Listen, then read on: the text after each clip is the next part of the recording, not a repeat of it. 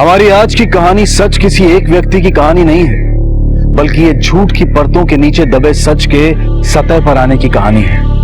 उस सच की जिसे 5 साल पहले दबा दिया गया था, या फिर यूं कहें कि जला दिया गया था।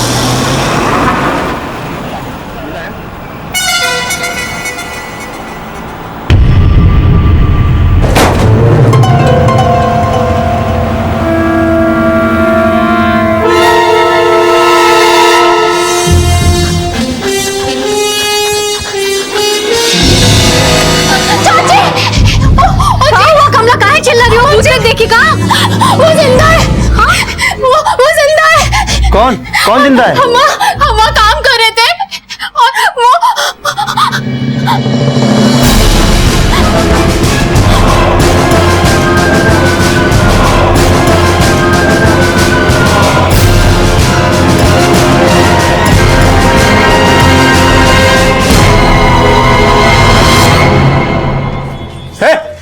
कहाँ घुसा रहा है? कौन है तू?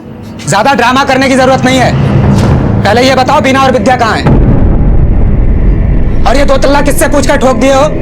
और वो जो हाईवे वाली जमीन है उस पर बिल्डिंग किससे पूछकर बनवा रहे हो? अच्छा, हे भगवान, कौन है ये है कौन?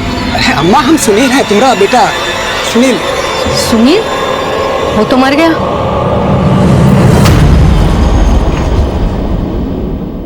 तुम्हारे सामने साक्षात खड़े हैं।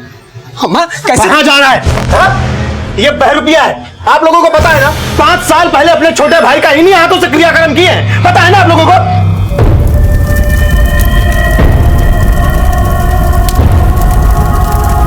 बकवास बंद करो। ये देखो हमारा कटा हुआ उंगली देखो ना, पहचानते हो ना? ए माँ, तू तो अपने खून को पहचानती है ना? ये देखो ना, 5 साल पहले गंगा में अस्थियां विसर्जित की है हमने उसकी। बहरूपिया है ये। चलो। अरे भैया, ऐसे टलने वाले नहीं हैं हम सुनील हैं, सुनील हैं हम। हमको बताओ बीना और विद्या कहाँ हैं? बताओ हमको। हम जिंदा हैं, अभी जिंदा हैं हम। ये कौन परे तो रेत है का कहे 13वीं का भोज खाया है उसका। अरे माँ, अरे कहाँ झांक के देख रही है? कोनो भूत प्रेत नहीं है, बहरूपिया है, बहरूपिया। अभी पुलिस को फोन करते हैं, आपके पिछवाड़े पे 4 डंडा मारेगी ना, सारा भूत प्रेत भाग जाएगा।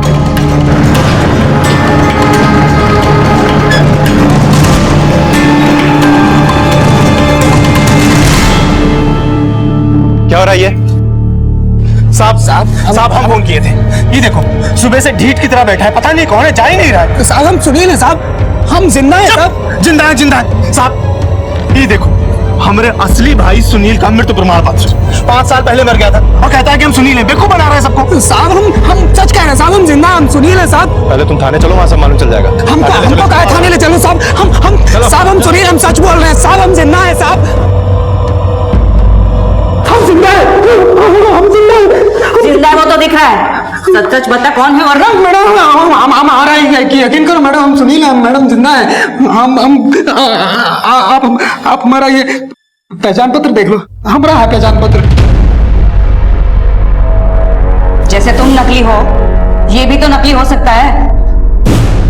और ये क्या है? तुम्हारा डेथ सर्टिफिकेट फर्जी है, टोटल फर्जी है मैडम। फर्जी है? फर्जी है ये? तुम्हारा पूरा फैमिली बोल रहा है, इतने सारे गवाह मौजूद हैं, तुम्हारा क्रियाक्रम हुआ है, डेथ सर्टिफिकेट है, सब झूठ। एक तुम ही सच है? राजा हरिश्चंद्र हो क्या? मैडम हमारे खिलाफ साजिश की है, हमारी अम्मा और भैया ने मिलकर हमारी जमीन हड़पना चाहते हैं। हम सच कह रहे हैं मैडम, हम सुनील हैं मैडम। तो 5 साल पहले जो एक्सीडेंट हुआ था वो सुनील कौन था जो मर गया? हम मानते हैं मैडम, हमारा एक्सीडेंट हुआ था, लेकिन हम बच गए थे मैडम, हम जिंदा हैं मैडम।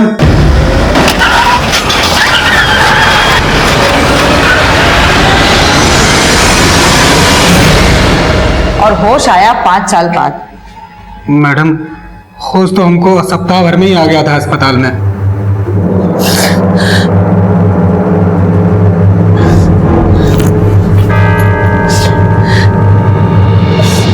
मैडम हमको पूरा यकीन है कि हमारा एक्सीडेंट नहीं हुआ था, हमको मरवाने की साजिश की गई थी, हम और भैया ने मिलकर, ताकि हम मर जाएं और हमारी जमीन वो हड़प सकें। और यही हुआ, हमारे मरने की खबर फैली, जीजा और भैया ने मिलकर एक बिल्डर से बात की हमारी जमीन बेचने की। और मैडम लोगों ने हमारी बीना पर बहुत दबाव बनाया।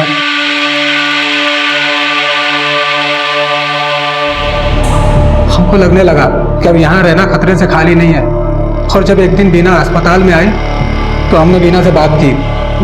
बीना, हमको नहीं लगता है कि ये लोग हमको चैन से रहने देंगे। अब हम सोच रहे हैं कि हम लोग इलाहाबाद वाला घर छोड़ के दिल्ली चले जाएंगे।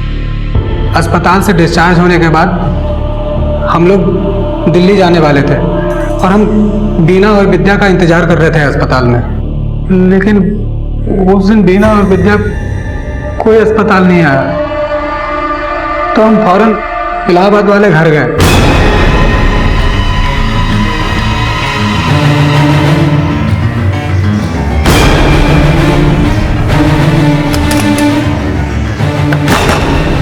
वहां देखा दरवाजा पहले से ही खुला था। अंदर देखा सारा सामान अस्त व्यस्त पड़ा हुआ है। हम समझ गए कि जरूर इन लोगों ने कुछ किया है। हमने तय किया कि अब इनसे गांव जाकर बात करी जाएगी। हम फौरन गांव के लिए निकल गए और जैसे ही बस पे चढ़े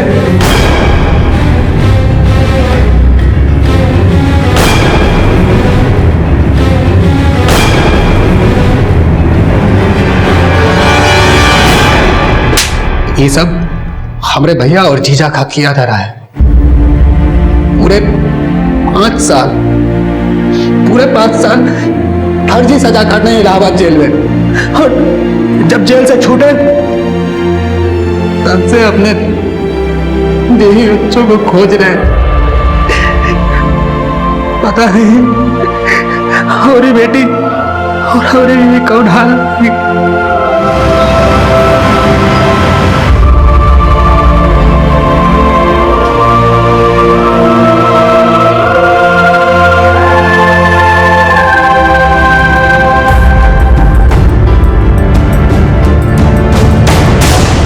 तुम्हारी बीवी को पता था कि हरीश और उसके परिवार वालों ने सारे गांव के सामने तुम्हारे अंतिम संस्कार का नाटक किया, तो ये बात उसने तुम्हें हॉस्पिटल में आके क्यों नहीं बताई? जरूर बीना की कोई मजबूरी रही होगी। और जीजा और भैया वैसे भी बीना के पीछे पड़े थे हाथ धोकर। और जब उनको पता चला होगा कि हम बीना और हमारी बेटी दिल्ली जाने की तैयारी में है, तो जरूर वही लोग अगवा किए हैं उनको। इलाहाबाद से 70 किलोमीटर दूर गांव चकेसरी में दिन दहाड़े कोई मरा हुआ लौट आया। क्या ये एक बहरूपिया था या फिर वाकई में खुद सुनील? और अगर ये सुनील था तो फिर वो कौन था जिसका 5 साल पहले अंतिम संस्कार कर दिया गया था? हमने सुनील की पत्नी बीना को दिल्ली की सड़कों पर भीख मांगते देखा, पर वो वहां पहुंची कैसे? और सुनील और बीना की बेटी विद्या इस वक्त कहां थी? क्या कुछ और गुजरा था इन 5 सालों में?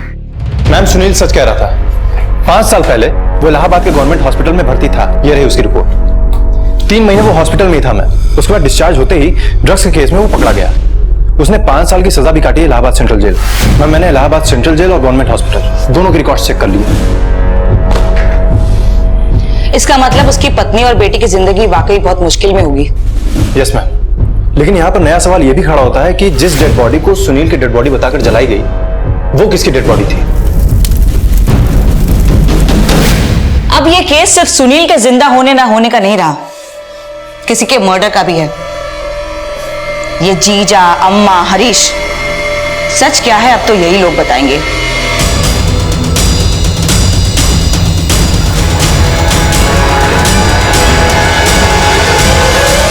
सितंबर 2010 को आपके भाई की मौत हुई थी, कैसे पता चला आप लोगों को? मैडम, फोन आया था, हम खेत में काम कर रहे थे, बोली कि सुनील का एक्सीडेंट हो गया है, डेथ हो गई है उसकी। खबर सुनते हमारा तो प्राण ही निकल गया। घर पहुंचे तो बिना और बेटी। दादी, दादी।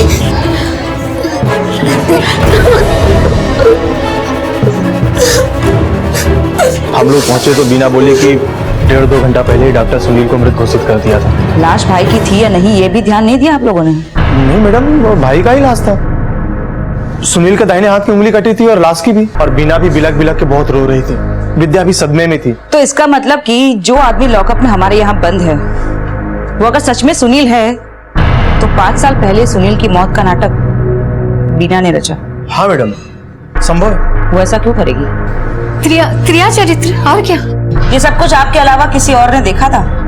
मैडम, हमारी बड़ी बहन के पति, मतलब हमारे जीजा जी, माधव जी, ये रहते इलाहाबाद में। ये सारी जमीन और वहां वो हाईवे वाली जमीन, इसी जमीन के टुकड़े की वजह से झगड़ा था ना आप लोगों के? अरे नहीं नहीं मैडम, कोनो झगड़ा नहीं था। वो पिताजी के देहांत के बाद पैसे की थोड़ी तंगी आ गई थी, इसलिए हम ये टुकड़ा बेचना चाहते थे जमीन का। सुनील बेचने नहीं देना चाहता था, वो जिद पे अड़ा हुआ था। उसके मरने के बाद एक दिन बीना आई और वो बोली कि जमीन का टुकड़ा बेचना है, वो तैयार थी। बीना को हिस्सा दिया था जमीन का? हाँ मैडम, पूरा 50 लाख। उसका कोई रसीद या कोई कागज? मैडम, वो तो घर की बात थी, उसमें काहे की रसीद? बड़ी हैरानी की बात है हरीश बाबू, तुम्हारी भाई की लाश को तुम में से किसी ने पहचाना नहीं। बीना को जमीन का 50 लाख रुपया दिया, उसका ना कोई रसीद ना कोई कागज। और तुम्हारी बात सच है या झूठ, इस बात का इकलौता गवाह थी बीना और उसकी बेटी विद्या, जो गायब है।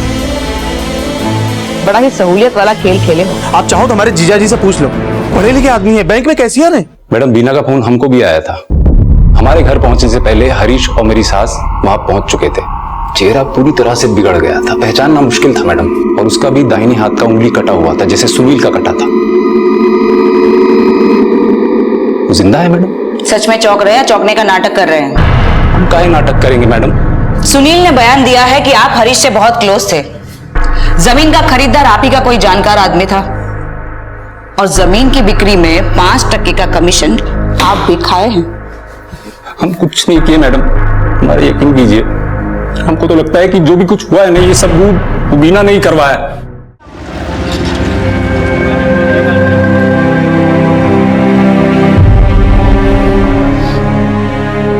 एक काम करो, बीना और विद्या की तस्वीरें सारे थानों में भिजवा दो, क्योंकि ये दोनों का मिलना हमारे केस की सबसे जरूरी कड़ी है। मैम, और इन लोगों के पुराने कॉल रिकॉर्ड्स निकलवाओ, 2010-11 के करीब के। Okay ma'am.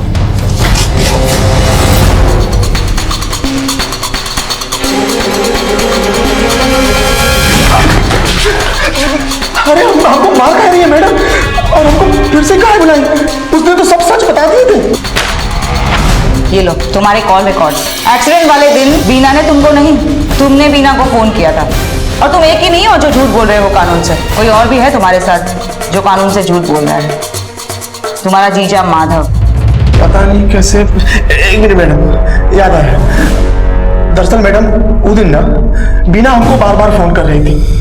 हम बीना से बात नहीं करना चाहते थे, मगर वो बार बार फोन कर रही थी, तो फिर हमने उसको वापस से फोन किया, और फिर उसने हमको सुनील का डेथ के बारे में बताया। फिर हमने जीजा को फोन करके सुनील का डेथ के बारे में बताया। एक तो अपने ही भाई का एक्सीडेंट करवाया, ऊपर से उसको मरा हुआ साबित किया, उसकी बीवी और बेटी को कहीं गायब करवा दिया, और जमीन के जो 1.25 करोड़ रुपए मिले वो भी खुद ही डकार कर गए। ये एकदम झूठ है। सच है कि मातम के 15 दिन के बाद बीना घर आई थी। हमने बहुत इज्जत से उसका हिस्सा 50 लाख रुपए दे दिया था। नहीं नहीं मैडम, बीना ऐसा नहीं कर सकती है। हम जानते हैं बीना को अच्छी तरीके से। ये सब हमारे भैया और अम्मा की करतूत है। पहले हमको फंसा, अब हमारी बीना को भी फंसा रहे हैं। सच क्या है और झूठ क्या है ये तो बीना के सामने आने पर ही पता चलेगा। लेकिन अगर उसने 50 लाख रुपए लिए हैं तो इस वक्त तो वो ऐशो आराम की जिंदगी बसर कर रही होगी। 4, 6, 8, 9। ये सुन, बेसमेंट में चलेगी क्या? 500 दूंगा। चल 100 रुपए ले जाकर ले बढ़ा दे। अब चल ना। क्या? चल अब तो चल। चल 600। अरे क्या हुआ? चल ना, 600 दे रहा हूँ अब तो। 600 रुपए है, रख ले, काम हो जाएगा तेरा। भूख से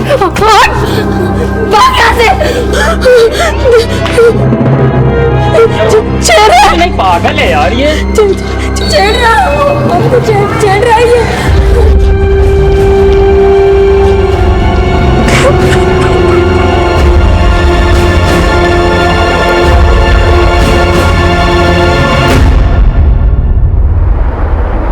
रुको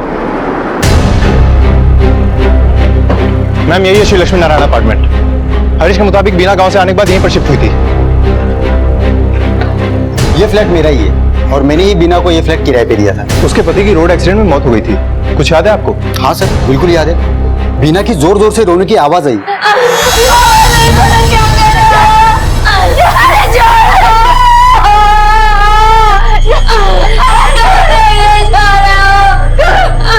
आपने सुनील को, मतलब उसका चेहरा देखा? जब तक मैं वहाँ पहुंचा, उसका भाई, उसकी माँ, उसके जीजा वहाँ पहुंच गए थे और उसका भाई और उसका जीजा उसे सफेद कपड़े में बांध रहे थे। तो मैंने मतलब बॉडी देखी लेकिन शक्ल नहीं देख पाया। चेहरा नहीं देखा तो पता कैसे चला कि सुनील की बॉडी थी वो? उसके भाई ने मुझे बताया कि उसका एक्सीडेंट हो गया है। ये बीना के हालात कैसे थे?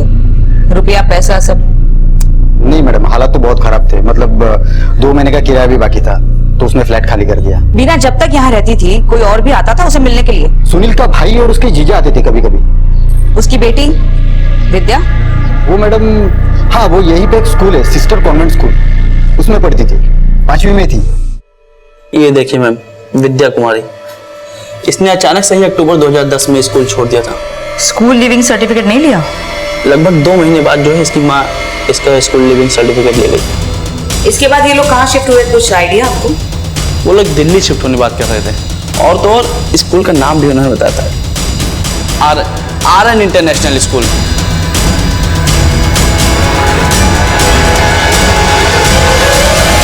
जी हाँ, यहाँ एडमिशन की बात हुई थी विद्या की। पिछले स्कूल के ट्रांसफर सर्टिफिकेट लाने के लिए बोला था हमने उसकी मदर को। जनवरी 2011।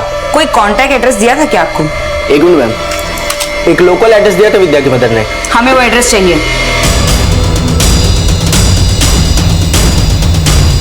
इस औरत को पहचानते हो? हाँ सर, 4-5 साल पहले ये लोग इस मकान में रहते थे सर। तो अभी ये माँ बेटी कहाँ गए? मालूम नहीं साहब, एक रोज एक आदमी आता है साहब, इस औरत के साथ बहुत झगड़ा किया और उसकी बेटी को साथ लेकर कहीं चला गया। कौन था वो आदमी? शक्ल याद है उसकी? 4-5 साल हो गए मैडम, रात का अंधेरा था, ठीक से मैं उसको देख नहीं पाया। ये बीना को 50 लाख रुपए देने वाली बात एकदम झूठी है, क्योंकि अगर उसे 50 लाख रुपए मिलते तो वो माँ बेटी इस तरह से दर दर की ठोकरें नहीं खाती। मुझे तो इस केस में बीना ही विक्टिम लगती है। सुनील की माँ, हरीश और माधव, ये तीनों मिले हुए हैं। पहले उन्होंने सुनील का एक्सीडेंट करवाया, पर जब सुनील बच गया तो उन्होंने किसी और की डेड बॉडी को सुनील की डेड बॉडी बताई। उन्होंने बीना को फोर्स भी किया कि वो सबके सामने इस डेड बॉडी को सुनील की डेड बॉडी बताए। डेथ सर्टिफिकेट के बिना पे सारा पैसा हड़प लिया और फिर बीना और विद्या को कहीं गायब कर दिया। यही नहीं, सुनील के हॉस्पिटल से डिस्चार्ज होने के बाद उसे झूठे ड्रग्स के केस में फंसा दिया। बहुत दूर तक सोचकर ये सब प्लानिंग की गई थी।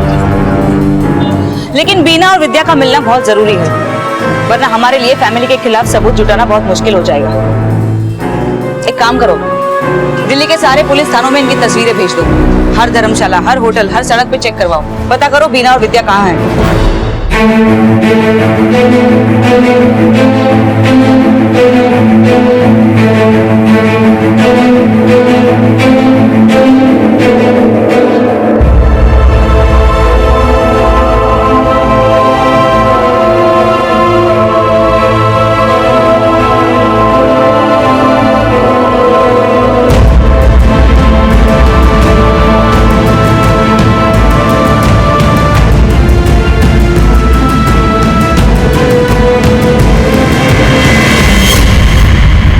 ये केस इतना सरल नहीं था जितना कि ये लग रहा था।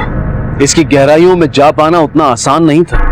पुलिस के सामने कई सवाल मुंह उठाए खड़े थे। कहां थी विद्या और विद्या की मां बीना? वो किसकी लाश थी जिसे 5 साल पहले सुनील मानकर जला दिया गया था? इन सवालों के जवाब पुलिस ढूंढ रही थी और उधर सुनील की मुश्किलें कम होने का नाम नहीं ले रही थी। कहाँ आए हो तुम लोग इधर? देख माना तुम सुनील हो, पहचानने में थोड़ी गलती हुई हमारी। जाने दो ना, छोड़ दो सब, केस वापस ले लो। सुबह शाम थाने जाकर तंग आ चुके हैं। मारे अम्मा, पहले भी बड़के भैया की तरफदारी और आज भी इनको बचाने की कोशिश कर रही है। अब केस एक ही शरत पे वापस होगा। एक मिनट, का शरत? पहले तुम हमको ये बताओ, बीना और विद्या कहाँ है? कहाँ किडनैप करवा के रखे हो उनको? मरवा दिया या बेच दिया उनको? अरे कहाँ बकबक कर रहा है? हम कुछ नहीं जानते उनके बारे में। अरे जानते कहाँ नहीं है? आप ही तो कागज पे दस्तखत करवाए थे उससे, हैं? हम हॉस्पिटल में, ये भी तुमको पता था। ब्लैकमेल किया उनको, हमरे बैग में ड्रग्स रखवा दिए और हमको गिरफ्तार भी करवा दिए। मुंह तोड़ दूंगी तुम्हारा साले। इल्जाम लगा रहे हो हरीश, मारेंगे इसको, इल्जाम लगा रहे हैं। मार देंगे हम। चेतावनी दे रहे। पिछली बार तो नकली मौत थी, ये बार ना असली मारेंगे। तड़पा तड़पा के मारेंगे, तड़पा तड़पा के मारेंगे इस बार। 1000 रुपए दूंगा मैं। चल ना, यहाँ पे चल दिखाएगी क्या?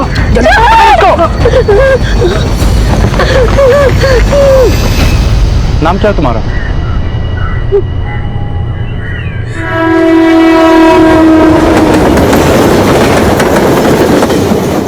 हम हरीश को फोन नहीं किए, ना कोई मिस्ड कॉल दिए। हमको और सुनील को सुनील का फैमिली बहुत पसंद नहीं करता था, तो हम काहे फोन करेंगे उन्हें। उस दिन तो हरीश हमको फोन किया, बोले सुनील का एक्सीडेंट हो गया, वो मर गया। हम विश्वास नहीं किए। हम बहुत बार सुनील का फोन ट्राई किए, बार बार फोन ट्राई किए, पर मिल ही नहीं रहा था। फिर कुछ देर बाद अम्मा और हरीश एक डेड बॉडी, एक डेथ सर्टिफिकेट के साथ फ्लैट पर आए। अस्पताल में है वो, एक्सीडेंट हुआ है मगर जिंदा है। अगर हमारी बात नहीं मानेगी ना तो वहीं पे मार देंगे उसको, समझी? चल इसमें दस्तखत कर, इसमें दस्तखत।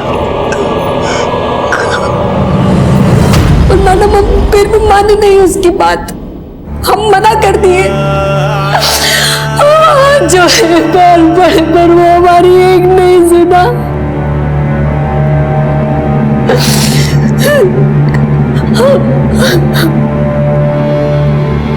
हमारे पास कोई रास्ता नहीं था मैडम।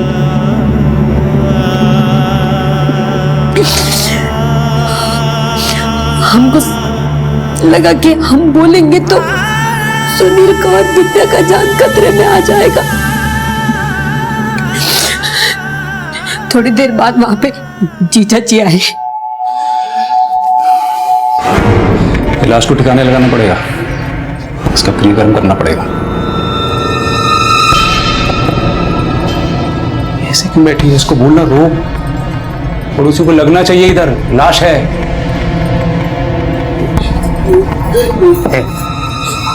जोर जोर से रो, समझ गए? तो पड़ोसियों को लगे कि तेरे पति की मौत हुई है, समझ गए? चल रोना शुरू कर। इससे पहले बाकी लोग आते वो फटाफट लाश को कपड़ा में बांध दिया मैडम। हम अकेली औरत क्या करते? जैसा जैसा वो बोले हम किए। अगले दिन हम सब लोग गांव चले गए। पूरा गांव के सामने अंतिम संस्कार विधि विधान से किए।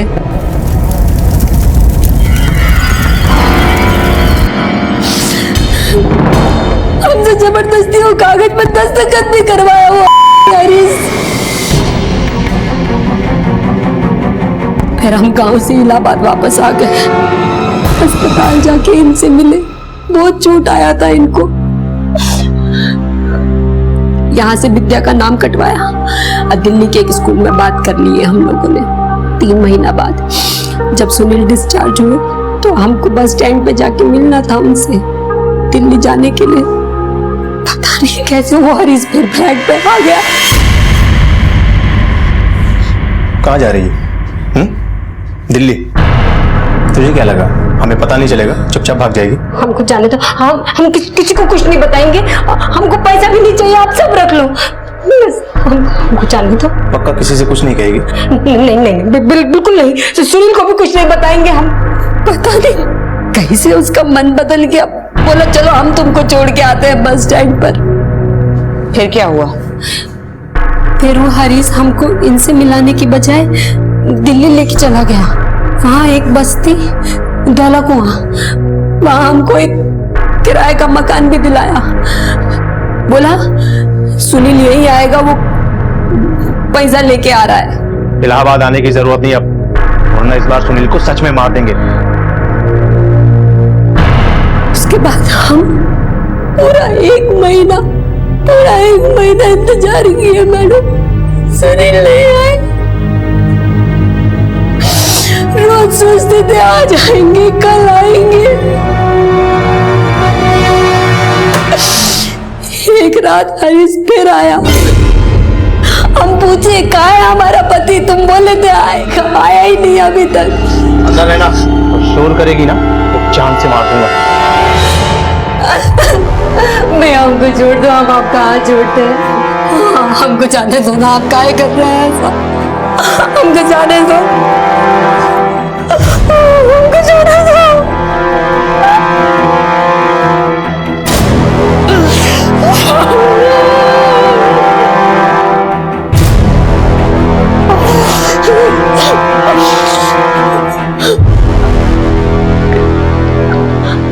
हमारी बेटी को लेके चला गया मैडम, विद्या को मार देंगे, सब लूट गया हमारा पति, बेटी, इज्जत।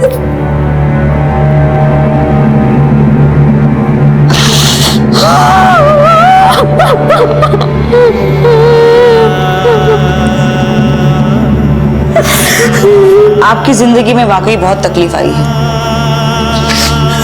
लेकिन अभी भी एक उम्मीद बाकी है आपके लिए। सुनील जिंदा है।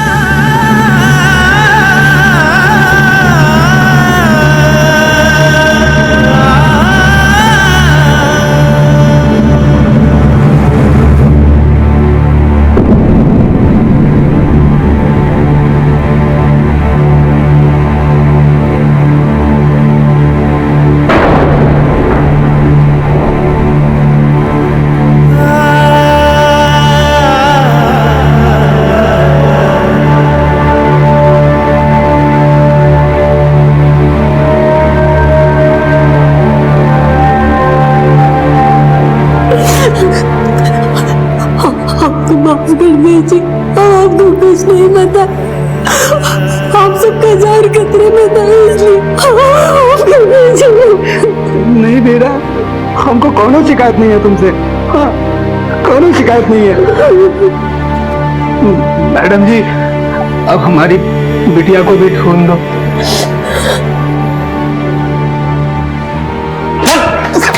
साहब, अरे साहब एकदम झूठ बोल रही है ससुरी, एक एक अक्षर झूठ बोल रही है। अरे हम उसके साथ कोनो दुष्कर्म नहीं किए हैं और ना हम उसकी बेटी को अगवा किए हैं। अच्छा, तो दिल्ली के धौला कुआं बस्ती में कौन गया? अरे साहब हम दिल्ली कभी नहीं गए। Madam madam madam madam madam हमको लगा था कि वो बॉडी सुनील का नहीं है, लेकिन हम सच कह रहे हैं मैडम, हम झूठ नहीं बोले। उसके मरने में हमारा कोई रोल नहीं था। हाँ, उसके मरने से हमको फायदा जरूर था। अगर वो जमीन बिकता तो 5% का कमीशन तय था। वो जिद्दी सुनील वो जमीन बेचना ही नहीं चाहता था। मैडम हम किसी को नहीं मारे हैं। हाँ, जो हुआ उसमें हम पार्टिसिपेट किए थे। इसका मतलब हरीश और उसकी अम्मा ने मिलकर ये कांड रचा है। हाँ, हो सकता है मैडम। बीना के रेप के बारे में कुछ जानते हो? बीना के साथ दुष्कर्म 4-5 साल पहले हुआ है और हमारे लिए अब ये साबित करना कि दुष्कर्म हुआ था ये बहुत मुश्किल हो जाएगा। और केवल 4 ही लोग सच जानते हैं, बीना, विद्या, अम्मा और हरीश। मैम आपको लगता है कि बीना झूठ बोल रही है? यकीन के साथ तो नहीं कह सकते, लेकिन लोग यहाँ पे बहुत सारी बातें कर रहे हैं। रोज रोज स्टेटमेंट बदले जा रहे हैं। आज एक बात बोलते हैं तो कल ठीक उससे उल्टी। मुझे लगता है इस केस का एक नहीं कई सारे सिरे हैं और हमें जरूरत है सही सुराग के सही सिरे को पकड़ने का। मेरे ख्याल से 2 सिरों के आधार पर हम इस केस की तहकीकात को आगे बढ़ा सकते हैं। सबसे पहला सिरा ये कि हरीश उस लाश को उस फ्लैट में कहां से और कैसे लाया। एक काम करो, सभी लोकल थानों में जाकर वहां का मिसिंग रिकॉर्ड चेक करो, पता करो कि इस तारीख के आसपास 5 साल पहले किसी की गुम होने की रिपोर्ट दर्ज हुई है। और दूसरा सिरा? विद्या। विद्या कहां है? कल रात का कस्टमर बहुत खुश नहीं हुआ तुझसे, बोला मजा ही नहीं आया। और आपने जैसा बोला था मैंने वैसा ही किया। पहले बात सुन मेरी, ज्यादा जुबान मत लड़ा। देखो क्या है ना कि आजकल सिर्फ शरीर का ही नहीं, मन का भी सुख देना पड़ता है मर्दों को। औरत नहीं, बिस्तर पे उनको प्रेमिका चाहिए, लवर, गर्लफ्रेंड। तू समझ रही ना मैं क्या बोल रहा हूँ? पहले किस विस, फिर बाकी से। मैंने इलाहाबाद के सभी थाना क्षेत्रों से पता कर लिया है। 5 साल पहले उस तारीख के आसपास कोई ऐसी मिसिंग रिपोर्ट दर्ज ही नहीं हुई जो कि अनसुलझी रह गई हो। मैम, हो सकता है कि वो लाश किसी भिखारी की हो या फिर किसी बेघर की। एक काम करो, उस तारीख के आसपास सभी छोटे बड़े हॉस्पिटल्स और मॉर्चुरीज में पता लगाओ और पता करो कि 25 सितंबर की रात के आसपास कोई लाश वहां से गायब तो नहीं हुई। Okay ma'am.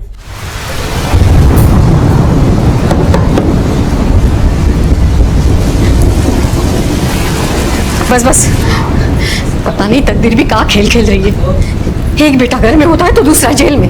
अच्छा, हरीश के लिए अभी भी तुम्हारा छाती फट रहा है? आओ। नीचे रुकने की कोई जरूरत नहीं है, तुम दोनों ऊपर वाला कमरा ले लो। तुम दोनों का शक्ल नहीं देखना है हमें। बीना के साथ दुष्कर्म किया है तुम्हारा बेटा, और हमारी विद्या को भी अलग किया है हमसे। अगर ऐसा किया है ना उसने, तो कोई गलत नहीं किया है, सही किया है। यह औरत है ही उसी के लायक।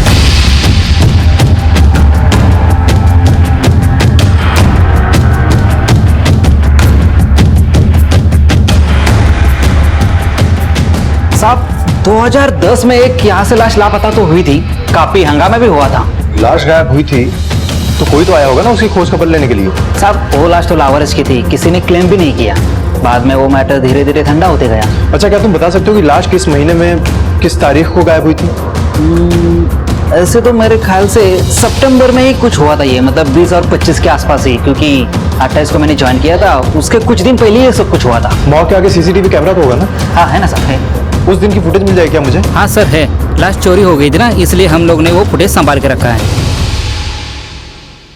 हाँ सर, ये देखिए, यही है 25 सितंबर 2010 का फुटेज।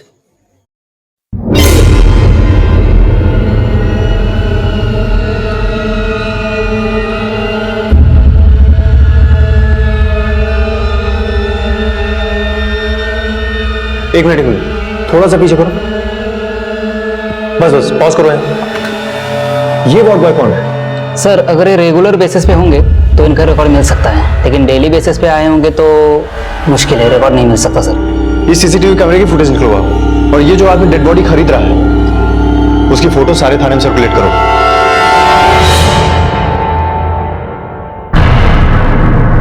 नहीं मैडम, हम लोग नहीं पहचानते हैं। ठीक है, आप लोग जा सकते हैं। नमस्ते मैडम।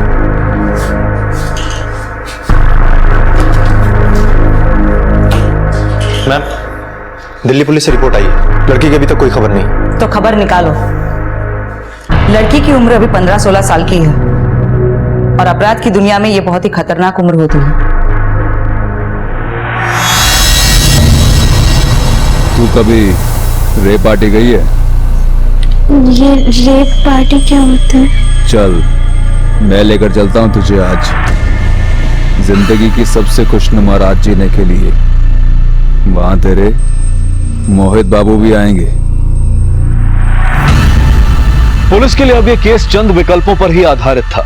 जिस वार्ड बॉय ने लाश का सौदा किया था उसे तलाशना, और जिसने लाश को खरीदा था उसका पकड़ा जाना, और फिर विद्या की खोज, जो कि इस केस की एकमात्र ऐसी गवाह थी जो शायद वो जानती थी और कोई नहीं जानता था। हरीश और माधव बेल पर रिहा हो गए थे, और हरीश और सुनील दोनों भाई उसी घर में एक छत के नीचे रह रहे थे, बिना एक दूसरे से कुछ कहे सुने। घर में हर वक्त एक मातमी माहौल छाया रहता था। ऐसा लगता था कि सच कभी सामने आएगा ही नहीं, न्याय कभी मिलेगा ही नहीं। और फिर एक रोज चकेसरी थाने में पुलिस के पास एक कॉल आया। मैम, दिल्ली के पुलिस स्टेशन से फोन आया था। वहां पर मेहरौली में एक फार्म हाउस में रेड पड़ी है। रेप पार्टी चल रही थी वहां पे। कुछ लोगों को गिरफ्तार भी किया गया है। 2-3 कॉल गर्ल्स भी हैं उसमें, लेकिन उनमें से एक कॉल गर्ल अपनी उम्र 15 से 16 साल बता रही है और अपना पता उसने बताया है चकेसरी, जिला इलाहाबाद का। उनसे कहो कि उस लड़की को वहां से निकलने ना दें। Okay ma'am. कोई और भी है उसके साथ? मैम, एक कस्टमर था और कोई एक मोहित नाम का आदमी भी।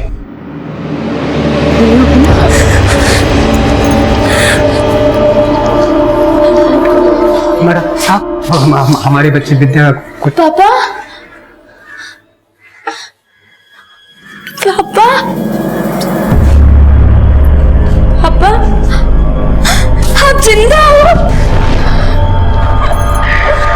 मेरी बच्ची विद्या। हमको ज्यादा तो कुछ याद नहीं, बस इतना याद है कि 5 साल पहले पापा मर गए थे। फिर हम लोग गांव गए, वहाँ पापा का अंतिम संस्कार हुआ। फिर हम इलाहाबाद आ गए, अब फिर वहां से दिल्ली, और दिल्ली में फिर मोहित सर ने हमें जबरदस्ती गंदे धंधे में डाल दिया। हम बहुत रोए, बहुत गिड़गिड़ाए, पर उन्होंने हमारी एक भी नहीं सुनी। हमने बहुत हाथ जोड़े उनके सामने।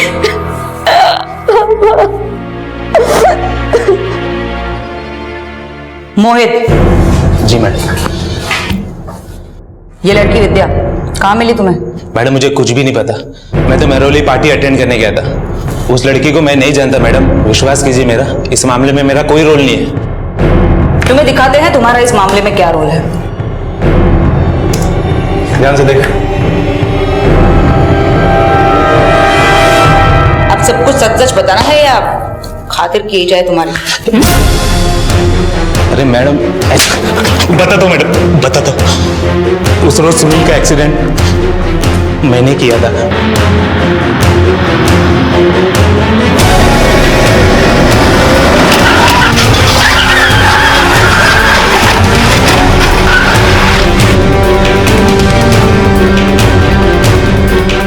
वहां पब्लिक आ गई और मुझे भागना पड़ा।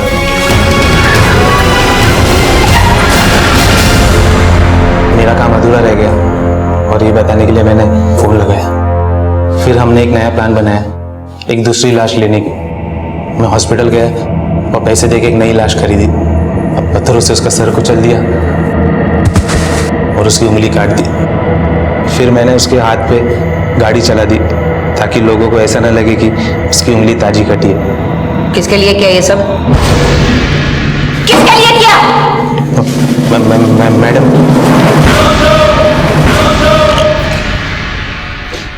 तुम्हारी पत्नी बीना कहाँ है? साहब अभी थोड़ी देर पहले बाहर गई।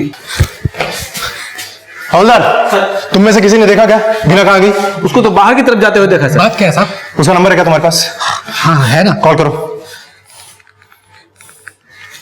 आप जिस नंबर को डायल कर रहे हैं स्विच ऑफ है। फोन तो स्विच ऑफ आ रहा है उसका। हवलदार सर, एक काम करो, इसके साथ जाओ, देखो कि बीना कहाँ है।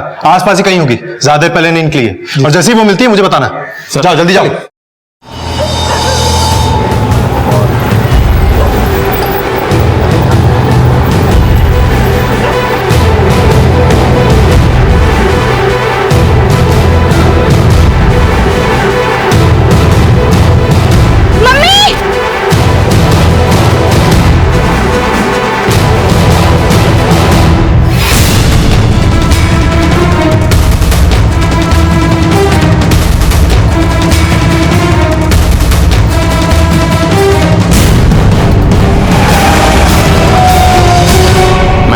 इलाहाबाद आया था।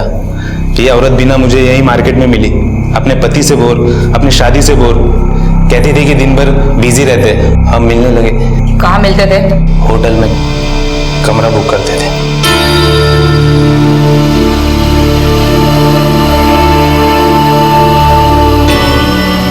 रोज रोज छुप छुप कर मिलना हमें अच्छा नहीं लग रहा था, तो हमने बीना को भगाने का प्लान किया। पति के पास जमीन तो थी उसकी, तो बस पहले पति को मारने का प्लान और फिर डेड बॉडी। जमीन बिकी, बीना को उसका हिस्सा मिला। यानी सुनील के बड़े भाई का इसमें कोई हाथ नहीं था? नहीं मैडम। पर बीना का पति तो अब तक जिंदा था। तभी तो मैंने उसको रास्ते से हटाने के लिए एक नया प्लान बनाया, और वो जब बीना से मिलने निकला तब मैंने मौका देखते उसके बैग में ट्रक प्लान कर दिया, और पुलिस को भी मैंने लीड दे दी। बस स्टैंड पे पुलिस ने उसे धर दबोचा। और फिर दिल्ली निकल गए तुम तीनों? जी मैडम। और बीना के 50 लाख? उसे बहला फुसला कर मैंने सब पैसे ले लिए मैडम। और उसकी बेटी भी? कहाँ ले गया था उसको? कहाँ ले गया था उसको? मैडम उसे दिल्ली लेके गए, वहां कॉल गर्ल के धंधे में सब अपने लोग हैं, वो उस पर बेच दिया उसको। बेटी वेश्यावृत्ति में और माँ को भिखारन बना के सड़क पे छोड़ दिया भीख मांगने के लिए। यही जिंदगी प्रॉमिस किया था क्या तू उसको? बीना अपनी वैवाहिक जिंदगी से बोर हो चुकी थी। नतीजा, उसने उसे एक झूठ से बदलने की कोशिश की और ऐसे परिणाम सामने आए कि कुछ बचा ही नहीं।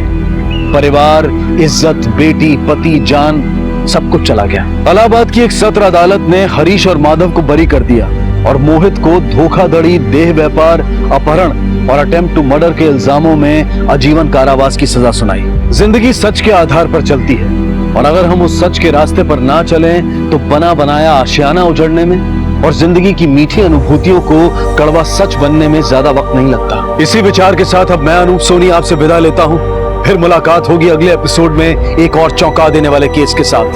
तब तक अपना और अपने परिवार का ख्याल रखें और देखते रहें क्राइम पेट्रोल डायल 100। सबक एक को, सीख हम सबको। जय हिंद।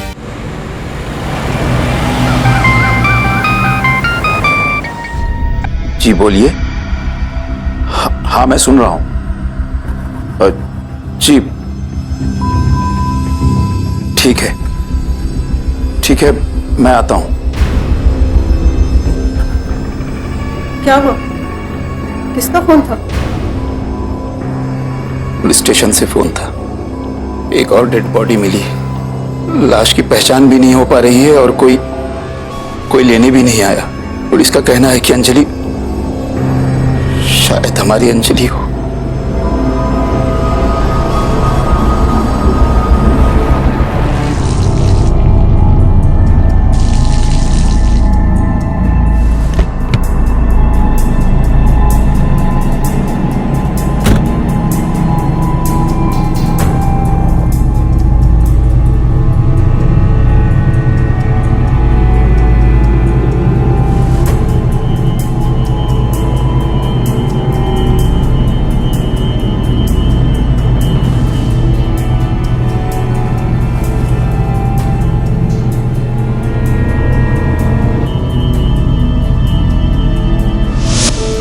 गणपति बप्पा, ये मेरा 16th बर्थडे है। प्लीज इस बर्थडे को बेस्ट बर्थडे बनाना।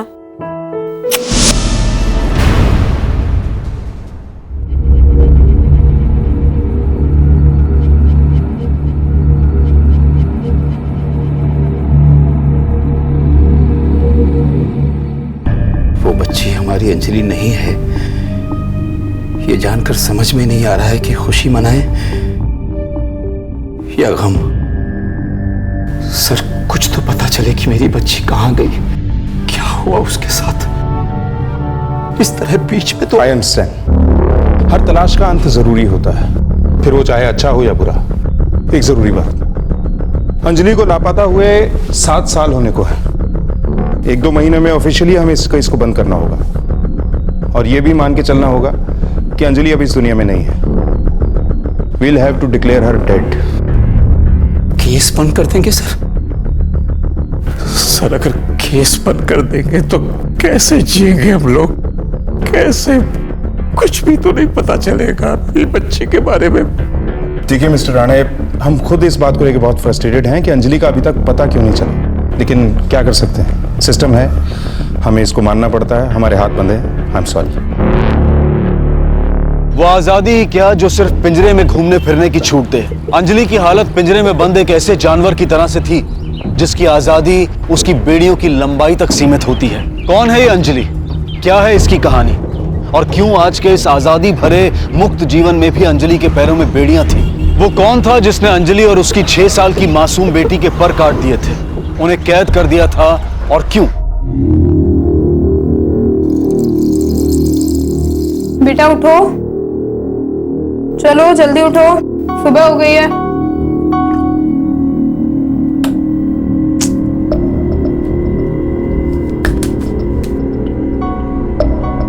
चलो उठो, उठो जल्दी जल्दी उठो उठो उठो उठो उठो। गुड मॉर्निंग मम्मा। गुड मॉर्निंग बच्चा। चलो चलो अब रेडी हो जाओ। Good girl good girl good girl. जल्दी उठो जल्दी उठो। This is brush.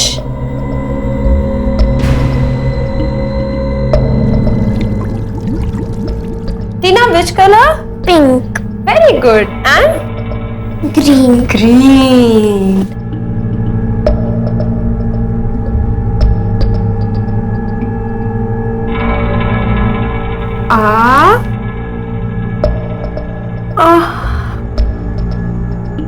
चलो अब मम्मा टीना को स्टोरी सुनेगी। स्टोरी सुनेगी ना टीना? हाँ मम्मा। कौन सी स्टोरी सुनेगी?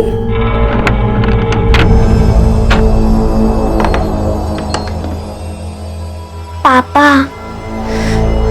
तुम अंदर जाओ।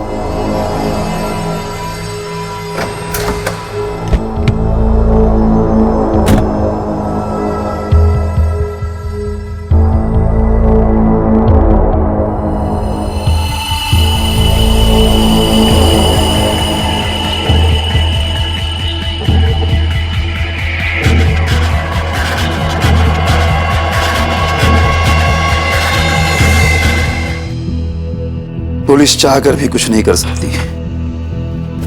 बाबा छोड़ाना था प्लीज। ये दिन रात अंजलि की तलाश। हाँ पागलपन सवार हो गया आप दोनों पर। सांगुन सांगुन थक लो मी। पागलपन? माँ बाप का बच्चों के लिए प्यार पागलपन लगता है तुझे? अरे अगर उसकी जगह तू होता ना तरी पण मी हेच केलं असतं, पर तुझे तो उसकी चिंता ही नहीं है ना। ये गलत है बाबा। प्रशांत भी अंजलि से उतना ही प्यार करते हैं, इसीलिए तो। हाँ इसीलिए तो कह रहा हूँ ये तलाश अब बंद करो, वरना ना आप शांति से जिएंगे ना अंजलि शांति से। प्रशांत! नहीं नहीं पूरा पूरा बोल के जा। क्या चाहता है तू? क्या अंजलि अंजलि मर जाए? चाहता हूँ। रोज रोज के आपके ड्रामा से पक गया हूँ मैं। छुटकारा पाना चाहता हूँ। वही क्या है भला? मरती है तो मरने दो। प्रशांत! बाबा!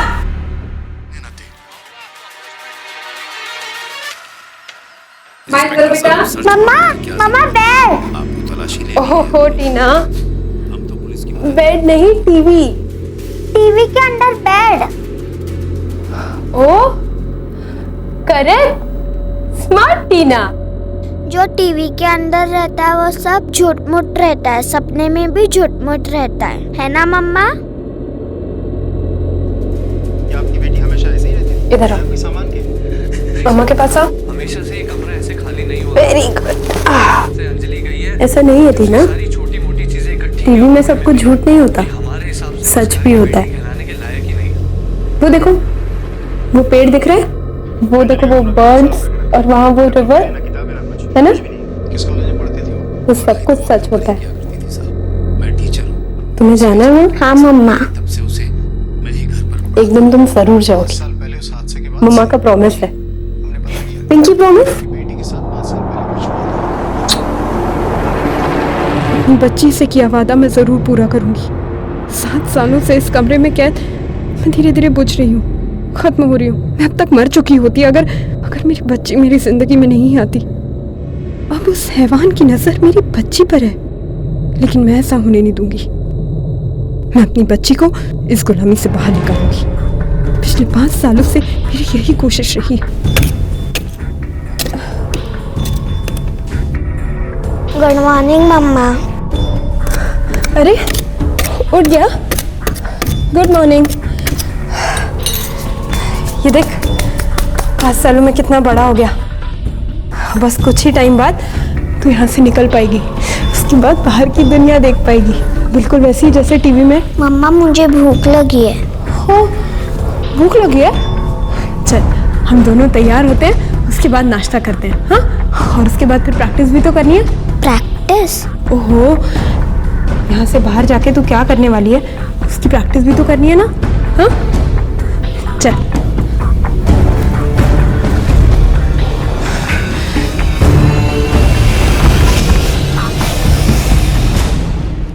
स्टेप 1, आपको हाथ ऐसे रख के और अपने आप को आगे मूव करना है। Very good. और उसके बाद आपके फेस पे ना लाइट आएगी, सनलाइट, लेकिन डरना नहीं, ओके? और फिर आपको पता है ना कि वहां जाके आपको क्या बोलना है? वहां जाके आपको भागना है, ठीक है? और सबसे पहले किसके पास जाना? पुलिसमैन के पास। पुलिसमैन। हाँ, और उनको क्या बोलोगे? Help Arvind Rane, LGI colony, Kandivali. Okay, करोगे ना आप? जैसे मैंने सिखाया बिल्कुल वैसे ही करोगे ना? मम्मा आप क्यों नहीं जाओगे मेरे साथ? बेटा मैं नहीं जा सकती ना। मैं आपके बिना नहीं जाऊंगी मम्मा। फिर तुझे जाना होगा, मैंने सिखाया ना, बिल्कुल वैसे ही करना। मम्मा मैं आपके बिना नहीं जाऊंगी। ऐसे कैसे नहीं जाएगी तू? तुझे जाना ही होगा। 5 साल से वो छेद बना रही हूँ तेरे लिए, ऐसे कैसे नहीं जाएगी तू? क्या चाहती है? सड़ना चाहती है मेरी तरह यहाँ? वो आदमी जैसे मेरे साथ करता है वैसे तेरे साथ भी करे।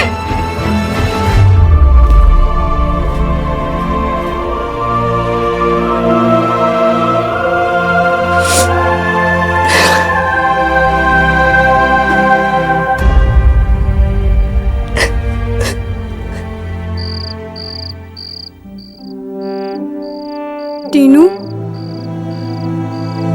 I'm sorry. I'm so sorry बच्चा। मम्मा ने टीनू के ऊपर चिल्लाया ना। It's okay mamma, I love you. I love you too बच्चा। टीनू, पता है बाहर ना सब कुछ बहुत अच्छा है, हमने जैसे टीवी में देखा था ना, बिल्कुल वैसा ही। बड़ा गार्डन है और एक नहीं बहुत सारे, एकदम ग्रीन ग्रीन, हर जगह हरियाली। टीनू जाएगी ना वहाँ? हाँ? और पता है वहाँ ना नाना है, नानू है, मामा है। पता है नाना ना टीनू को बहुत प्यार करेंगे और नाना के पास बहुत बड़ा घर है। टीनू को वो हर जगह घुमाएंगे, बहुत प्यार करेंगे नानू, बिल्कुल वैसे ही जैसे मम्मा को किया करते थे। अंजलि को लापता हुए 7 साल बीत चुके थे और इन 7 सालों में अंजलि के माता पिता की जिंदगी मानो थम सी गई थी। एक तरफ लगातार व्याकुलता में जीते ये दोनों इस बात से बेखबर थे कि अब उनकी एक नवासी भी थी, और दूसरी तरफ संतान के प्यार और अदम्य हिम्मत के चलते अंजलि एक बहुत ही खतरनाक योजना को अंजाम देने वाली थी। टीना, जिसका बाहर की दुनिया से कोई वास्ता नहीं था, जिसने खुली हवा में एक कदम तक नहीं रखा था, जो एक कमरे में जन्मी, पली और बड़ी थी, इस 6 साल की बच्ची को अंजलि आजादी की तलाश में बाहर भेजने वाली थी। कहीं आजादी दिलवाने की होड़ में अंजलि अपनी बेटी का जीवन दांव पर तो नहीं लगा रही थी। देखो, तुझे पता है ना यहाँ से बाहर निकल के तुझे क्या करना है? तब तक भागते रहना जब तक बहुत सारी गाड़ियां न दिखे, और उसके बाद खाकी वर्दी में किसे ढूंढना है? पुलिसमैन। Very good. और क्या बोलोगी उनसे? हेल्प अरविंद राणे, नानू, building number 10, LGI colony, Kandivali. Very good. एक हफ्ते में वो वापस आ जाएंगे, तब उन्हें पता चल जाएगा कि तू यहाँ नहीं है। उससे पहले तुझे नाना नानू के पास पहुंचना है।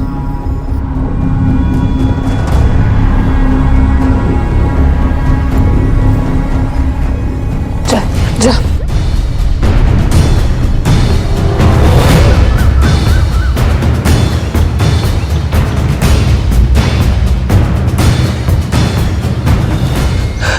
जा जा।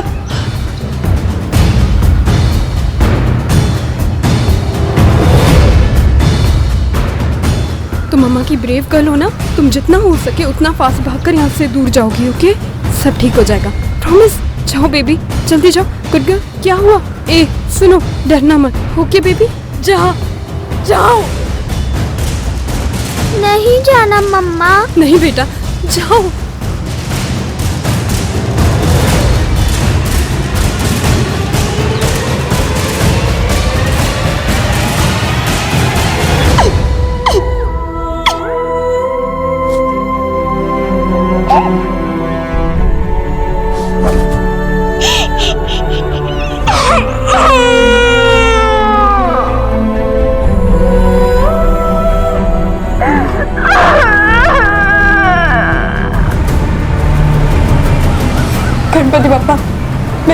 भेज दिया और उसने बाहर की दुनिया कभी नहीं देखी। पता नहीं मैंने ठीक किया या गलत। फिर आप उसकी रक्षा करना भगवान, उसके साथ रहना। ओम गण गणपते नमः, ओम गण गणपते नमः, ओम गण गणपते नमः।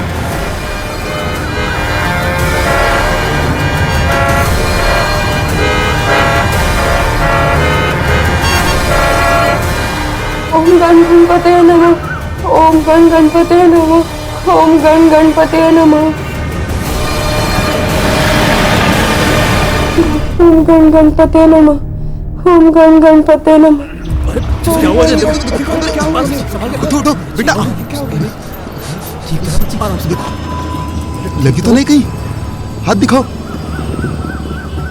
अरे कौन है बेटा आपके साथ? कोई है क्या?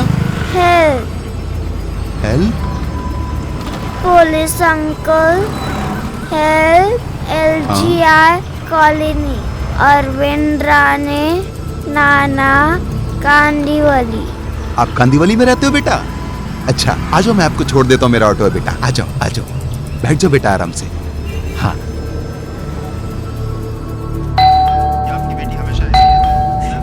देखिए ना दरवाजे पे कौन आया। हमेशा से ये कमरा ऐसे खाली नहीं हुआ करता था। जब से अंजलि गई है, उसकी सारी छोटी-मोटी चीजें इकट्ठी की होती हैं। सर नमस्ते। सर ये रिक्शा वाला बोल रहा है कि ये लड़की यहाँ पे रहती है। मैंने इसको बोला कि ये लड़की यहाँ पे रहती नहीं है, लेकिन फिर भी मान नहीं रहा। साहब आप अरविंद राणे है ना? वो बरोबर साहब, ये बच्ची काफी देर से आपका नाम ले रही थी, इसी ने मुझे यहाँ का पता बताया।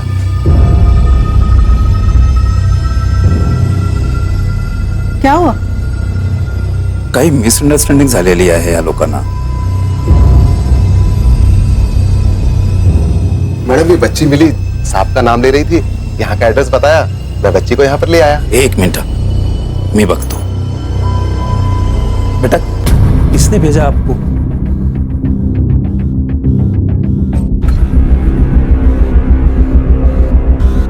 बेटा अपना नाम बताओ, और आप यहाँ कैसे आ गए? हेल्प, अरविंद राणे, नाना। अपने मम्मी पापा का नाम बताओ। मम्मा अंजलि।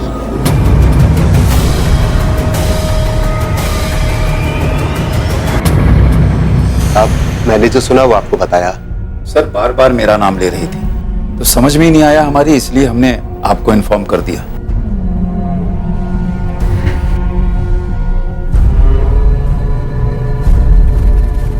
हेलो बेटा, कैसे हैं आप?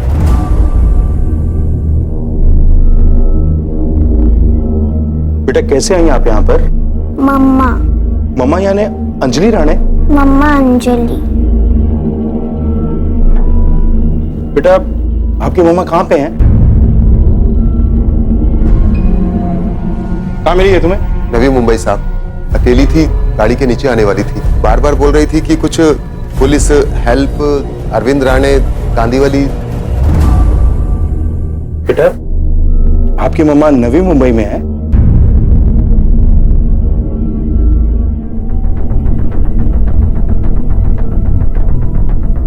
बच्ची को मेडिकल एग्जामिनेशंस के लिए ले जाना हो। Yes sir.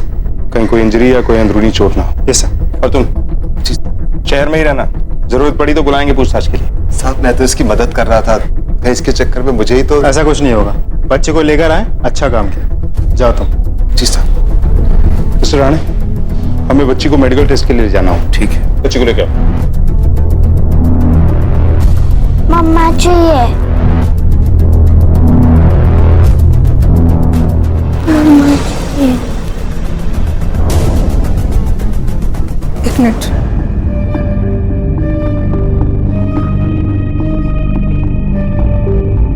बेटा बाहर आओ। मम्मा चाहिए। देखो डरो नहीं, कुछ नहीं होगा। हाँ हाँ बेटा। मम्मा चाहिए। सर बच्ची बहुत डरी हुई है, क्या इसका मेडिकल टेस्ट यहाँ घर पर नहीं हो सकता? शिंदे सर, बच्ची के सारे मेडिकल टेस्ट इसी घर में अरेंज करो। इसके सारे टेस्ट घर पे ही होंगे। Right sir.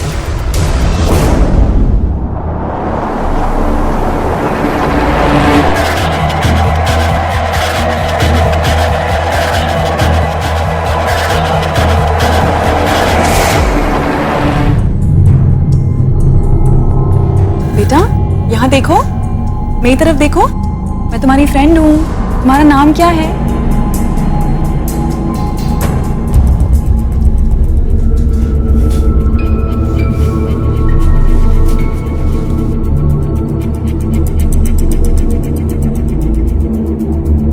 अब ठीक है? अच्छा मुझे बताओ, तुम यहाँ पे कैसे आई? आपको हाथ ऐसे रख के और अपने आप को आगे मूव करना है। करो, वेरी गुड। तुम्हारी मम्मा ने तुम्हें यहाँ पे क्यों भेजा? पापा कहाँ हैं? तुम मम्मा से नाराज हो? हेल्प मम्मा।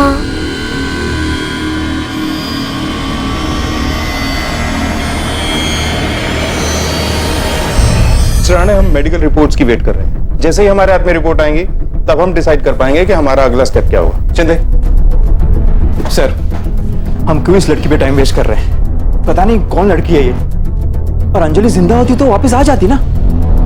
अंजलि का ही पता नहीं है तो ये लड़की कहां से आई? और वैसे भी ये केस अब बंद होने वाला है ना। तू चुप कर, पता है तू क्या चाहता है? सर, कोई तो तरीका होगा जिससे ये साबित हो कि ये बच्ची ऑफ कोर्स है। अगर आपका डीएनए बच्ची के डीएनए से मैच करता है तो ये कंफर्म हो जाएगा। पापा, मम्मी का मन तो है, चलो मान लिया ये लड़की अंजलि की है, लेकिन ये सब आपको अजीब नहीं लगता? ये अकेले अचानक कहां से आई, कैसे? वो यहाँ कैसे पहुंची, कैसे आई, मला काही फर्क पड़ता नहीं। एक बार ये साबित हो जाए कि वो अंजलि की बेटी है, इसका मतलब अंजलि जिंदा है, बरोबर ना सर? हो सकता है। सर आप सही बोल रहे हैं। बच्ची बार बार माँ मेंशन कर रही है और हेल्प बोल रही है। हो सकता है अंजलि को मदद की जरूरत हो जो वो इसके जरिए मांग रही हो। वैसे बच्ची काफी ट्रॉमा में है।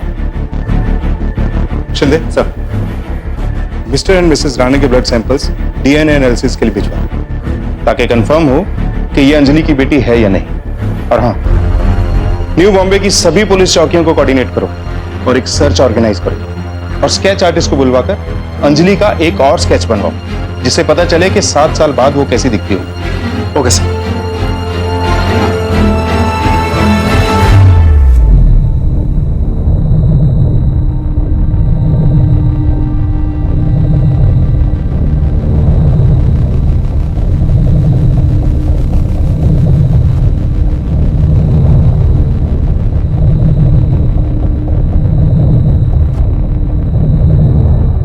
और ये दूसरा कॉल मम्मी का।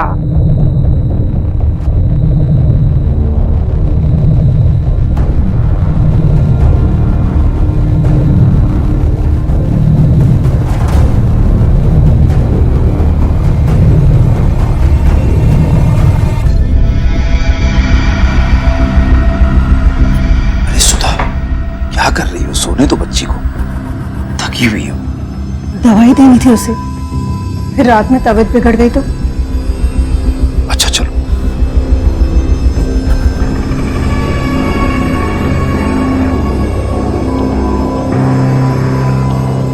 टीना, टीना कहाँ गई? मैं बाथरूम में देखता हूँ।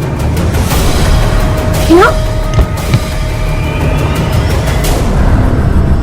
अरे बाप रे, एक है।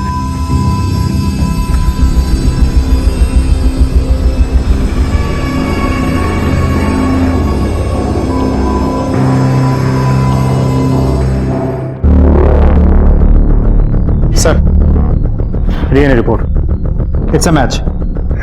अंजलि, हमारी अंजलि की बच्ची। कैसी है वो लड़की? टीना नाम है उसका। सर, अब तो हमारी अंजलि का केस रीओपन होगा ना?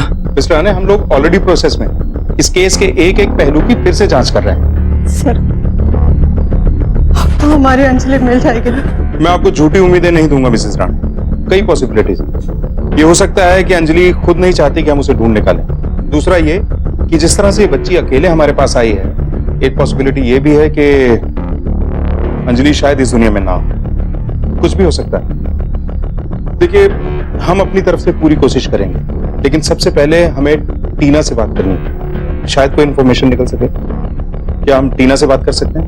सर, अभी वो बात करने की हालत में नहीं है। I understand. ठीक है, तो हम उस साइकेट्रिस्ट से बात कर लेते हैं। राइट, शायद वहां से कुछ पता लगे। मैं बच्चे को जितना समझने की कोशिश कर रही हूँ, समझ नहीं पाई हूँ। वो बिल्कुल एक्सप्रेशनलेस है, किसी भी चीज पे रिएक्ट ही नहीं करती है। इतना ही नहीं, बट मुझे ऐसा लगता है कि वो बाहरी चीजों से काफी डरती है, पेड़ पौधे, सनलाइट, बाहरी जगहों से बेसिकली। इनफैक्ट मैंने पहली लड़की देखी है जो आइसक्रीम से भी डरती है। इन सब से मुझे ऐसा लगता है कि शायद वो बंद कमरे में रही है, जहां पर बिल्कुल रोशनी ना हो। क्या आपको ऐसा लगता है कि वो अपनी माँ से भी डरती है या ऐसा कुछ और? No no, not at all. In fact वो अपनी माँ का बार बार जिक्र करती है, उसे बचाने की बात करती है। मुझे ऐसा लगता है कि उसकी माँ वही है जहां से वो आई है।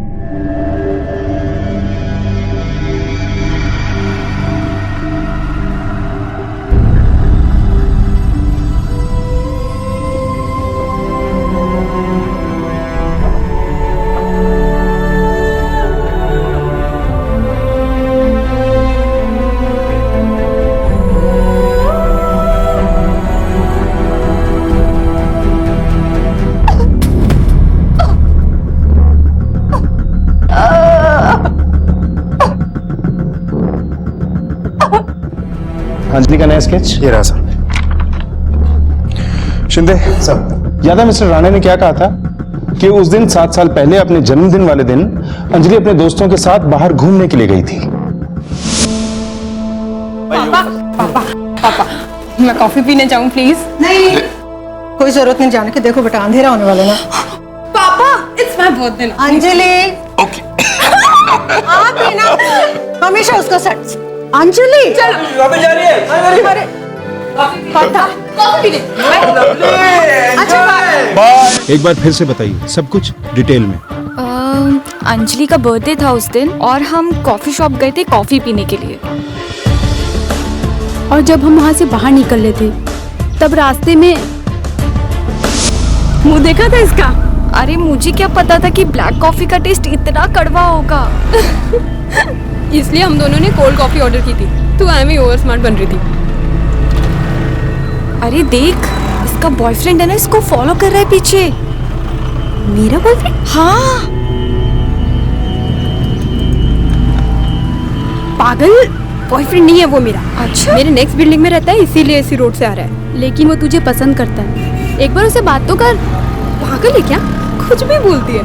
अरे ये ना गुड गर्ल है, ये पापा की परमिशन के बिना ना किसी से बात नहीं करती। हाँ हाँ कुछ भी। हाँ सर, ये सबसे मेरा कोई लेना देना नहीं है। और इतने सालों बाद आप लोग वापस क्यों पूछ रहे हो? ये हम डिसाइड करेंगे कि तेरा लेना देना था या नहीं। प्यार करता था ना उससे? सर, मैं उससे प्यार करता था और मैं आप लोगों को पहले भी बता चुका हूँ। और सर, मैं उसे नुकसान पहुँचाने के बारे में सोच भी नहीं सकता हूँ। तुम उससे मिले थे उसके दोस्तों के जाने के बाद? नहीं सर, उनका वो सफाई वाले के साथ झगड़ा चल रहा था, मैं तभी वहाँ से निकल गया। चलना यार, कहीं घूमने चलते हैं। अरे नहीं नहीं यार, इसका बर्थडे है। अरे पागल है अरे क्या? यार, साथ चलना। चलना प्लीज। पापा बहुत डांटेंगे यार। दिखता नहीं क्या इधर? इधर मैं साफ कर रहा हूँ ना, और कचरा फेंक दिया। अरे भैया वो देखा नहीं, लेकिन आप चिल्ला क्यों रहे हो इतना? अरे माँ बाप ने सिखाया नहीं क्या? इधर कचरे का डब्बा लगा हुआ है, अरे लेके जा इसको। अरे भाई, this guy is so rude यार, बात करने की तमीज नहीं है। तमीज मुझे नहीं है, तमीज होता तो यहाँ फेंकती तू, इधर नहीं। सर, इतना टाइम हो गया, ठीक से कुछ याद नहीं है साहब। इतना पुराना केस इतने टाइम से चल रहा है, इतनी बार गवाही दी है तूने, फिर भी याद नहीं आ रहा है? साहब, मुझे इस झमेले से दूर रहने का है साहब। 7 साल से चिकट कचरे के माफिक चिपके है साहब। 10 बार गवाही दे चुका हूँ। तो 11वीं बार और दे दे, वरना थाने लेके जाएंगे और 10 बार उगलवाएंगे तेरे से। काय को साहब बताता है ना अपन, उस दिन अपन उन लोगों पे चिल्लाया साहब। चल चल चल, आइसक्रीम खिलाती हूँ, चल चल। अरे लेके जा इसको, तमीज सिखाएगी मुझे। अरे सिखा दूंगा इसे तमीज में, छोड़ूंगा नहीं इसे। चल ना यार, बदतमीज है। तुझे आइसक्रीम खिलाती हूँ ना मैं। अरे चल ना, छोड़ ना यार। दिमाग खराब कर दिया। अच्छा चल ठीक है, अब आइसक्रीम खाते हैं और मेरी तरफ से खाते हैं, ठीक है? आंटी 3 आइसक्रीम दे दीजिए।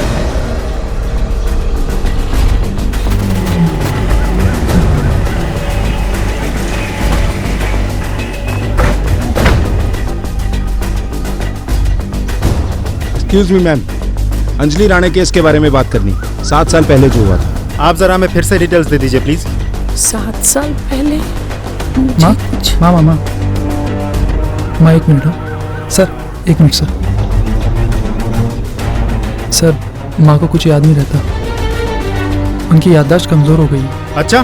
वो इतने साल की दुकान पे बैठने की आदत है ना, इसलिए अभी भी आ जाती हैं। वैसे डॉक्टर ने तो उनको मना किया बैठने के लिए। मैं बता सकता हूँ आपको, मुझे याद है माँ ने जो भी कहा था, आप मुझसे पूछ लीजिए। फिर बताइए, उस दिन 7 साल पहले क्या हुआ था? उमेश, हाँ 3 आइसक्रीम देना, 1 वनीला 2 मैंगो। पर गलती तेरी भी थी। हाँ यार, तुझे ऐसे मैडम। कचरा नहीं फेंकना चाहिए था। हाँ 60 रुपए। मैंगो। हाँ आंटी 1 मिनट। हाँ अच्छा है ना, आज तो इसने बर्थडे पे आइसक्रीम ट्रीट भी दी हमें। चल अब तो दिमाग ठंडा हुआ कि नहीं हुआ? हाँ यार, तेरी आइसक्रीम ने ठंडा कर दिया है ना। चलो यार अब बहुत लेट हो गया है, मैं निकलती हूँ। Happy birthday once again and take care, okay?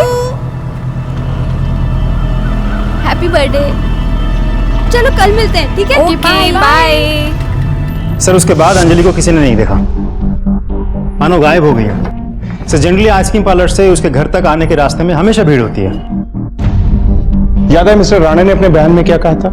एक शॉर्टकट भी है जो सुनसान रहता है। मुझे लगता है जो कुछ भी हुआ है वही हुआ है। सर वैसे भी वो जल्दी में थी तो शॉर्टकट लिया होगा, या फिर अपनी मर्जी से भाग गई हो। नहीं, मुझे नहीं लगता। 16 साल की लड़की अगर अपनी मर्जी से भागती तो पकड़ी जाती, ज्यादा दूर तक नहीं जा सकती। उसे किडनैप किया गया है, लेकिन किसने और क्यों, बस ये पता लगाना है। सर वैसे भी ये मामला इतना पुराना है, इतना टाइम भी गुजर गया है, अब तो हमारे लिए और भी मुश्किल होगा। नहीं शिंदे, अब हमारे पास टीना है। एक काम करो सर, जिन लोगों पे पहले दिन से शक था उन सब के लाइनअप की तैयारी करो।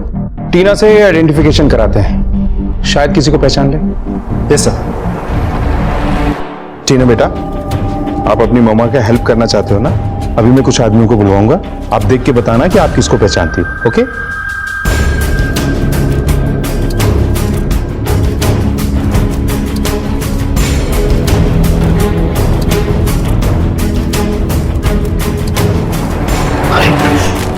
टीना बेटा, बेटा बेटा बताना जरूरी है, मामा की हेल्प करनी है ना, बता दे बेटा। सर लगता है बच्ची बहुत डर गई है, और डॉक्टर ने भी तो कहा था कि अभी ये इस हालत में नहीं है। जी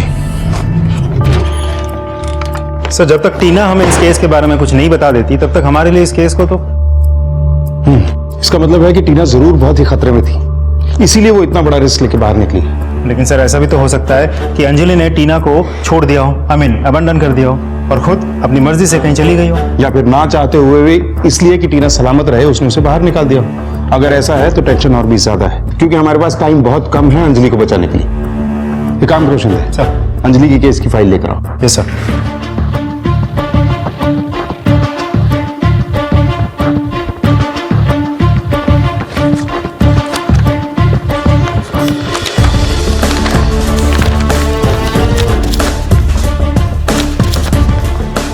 मुझे लगता है कि हम साइकियाट्रिस्ट के बयान से कुछ मिस कर रहे हैं। क्या कहा था उसने? मुझे ऐसा लगता है कि वो बाहरी चीजों से काफी डरती है, पेड़ पौधे, सनलाइट, बाहरी जगहों से बेसिकली। इनफैक्ट मैंने पहली लड़की देखी है जो आइसक्रीम से भी डरती है। उससे मुझे ऐसा लगता है कि शायद वो उसे बंद कमरे में रहने की आदत है। शिंदे सर, गाड़ी निकालो। Yes sir.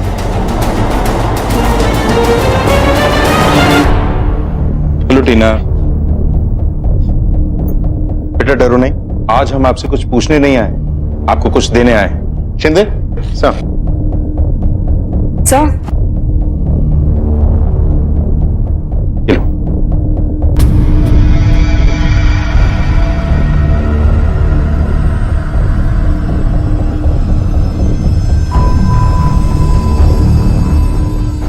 क्या हुआ टीना? No ice cream. मम्मा ने बोला आइसक्रीम से ट्रबल होता है।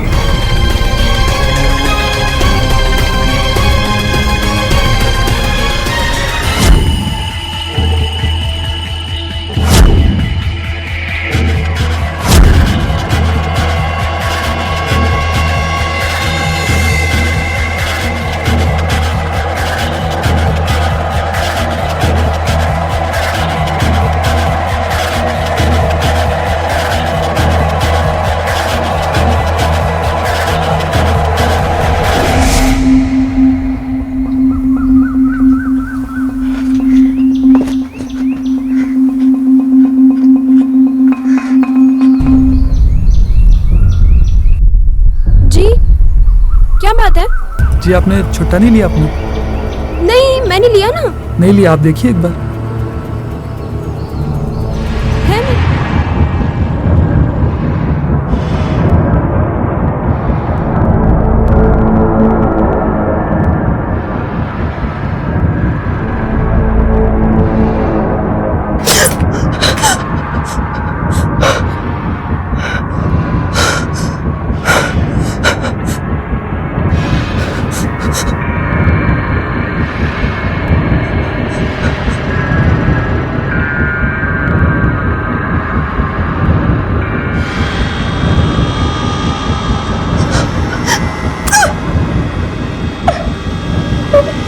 उत्साह और उल्लास भरे जीवन में मग्न 16 साल की अंजलि ने कभी सोचा भी नहीं होगा कि एक आइसक्रीम खाने की उसे इतनी बड़ी कीमत चुकानी पड़ेगी, और उसी की बदौलत वो 7 सालों से कैद में घुट-घुट कर जी रही है। नतीजा, अंजलि के मन में आइसक्रीम के प्रति अत्यधिक घृणा उत्पन्न हो गई, और अंजलि के जरिए इस नफरत ने टीना के मन में भी अपना घर बना लिया। माँ बेटी के दिल में बसा यही खौफ पुलिस को असली गुनहगार तक पहुंचाने वाला था। टीना के मुंह से निकले उन चंद शब्दों ने उमेश को तुरंत शक के घेरे में लाकर खड़ा कर दिया। बेटा प्लीज हेल्प अस, ताकि हम आपकी मम्मी को हेल्प कर पाए। मैं आपको एक आदमी की फोटो दिखाऊंगा, आपको ये बताना है कि आप उस आदमी को जानते हैं या नहीं। शिंदे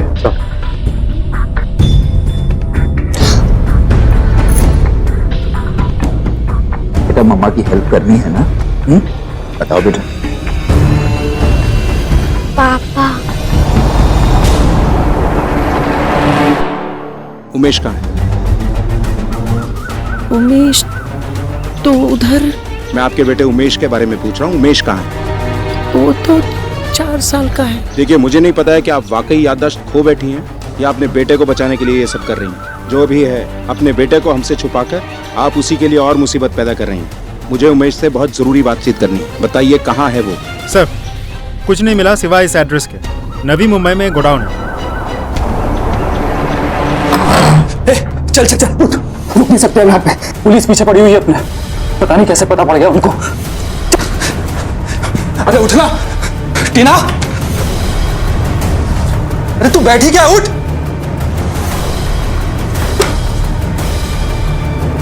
टीना, टीना कहाँ है? बच्ची कहाँ है? उठ उठ। भगा दिया सर, निकाल दिया? कैसे निकाला? कैसे भगाया?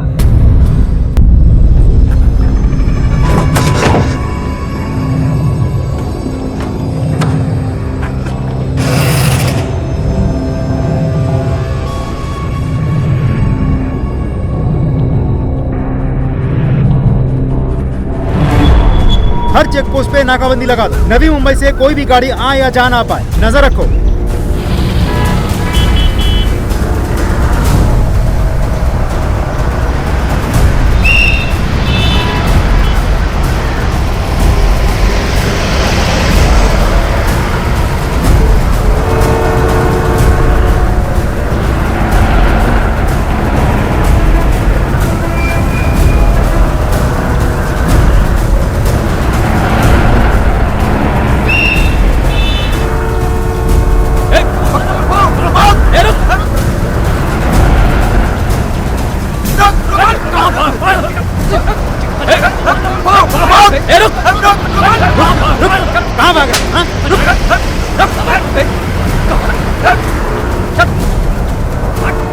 अंजलि,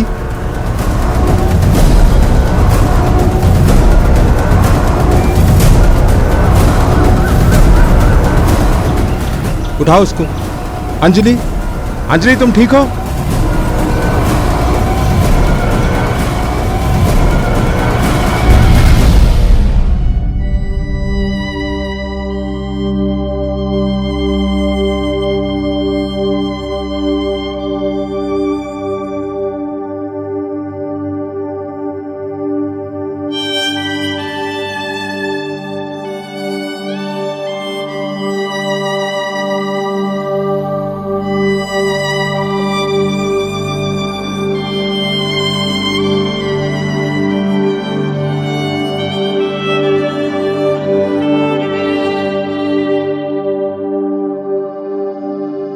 अंजलि द्वारा सहे गए अत्याचार स्वरूप में शारीरिक जरूर थे, लेकिन उसने अधिक नुकसान पहुंचाया अंजलि के मन को।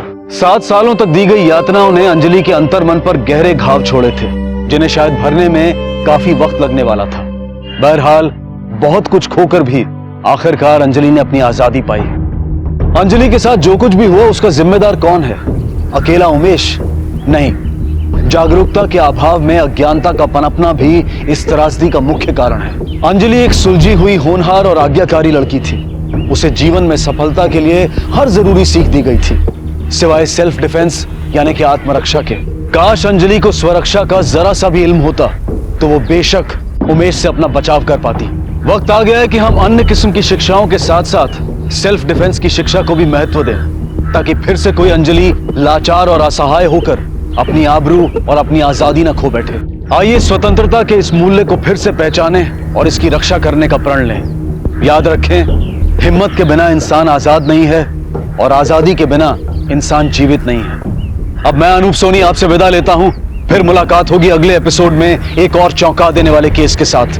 तब तक अपना और अपने परिवार का ख्याल रखें और देखते रहें क्राइम पेट्रोल डायल 100। सबक एक को सीख हम सबको।